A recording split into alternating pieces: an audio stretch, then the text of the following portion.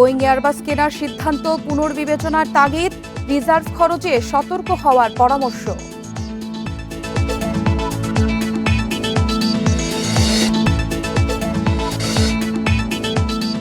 Gas সংকটে প্রায় অচল ট্যানারিগুলো, রপ্তানি বাতিলের শঙ্কা, মালয়েশিয়ার সহযোগিতার আশ্বাস।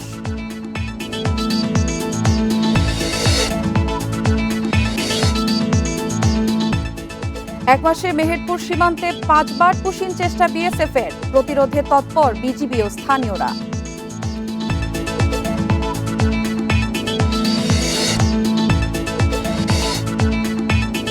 হবিগঞ্জে পদযাত্রায় হামলা, সার্জিস পাটোয়ারি সহ আহতের দাবি, প্রতিবাদে দেশ জুড়ে বিক্ষোভের ডাক।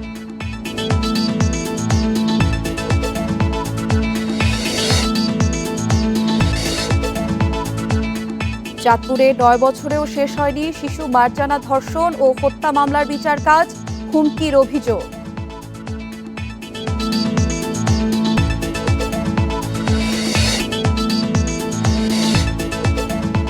7 বছরে সুন্দরবনে বেড়েছে 11 বাঘ, কাটেনি সংরক্ষণের শঙ্কা, চ্যালেঞ্জ নিরাপদ আবাস ও প্রজনন।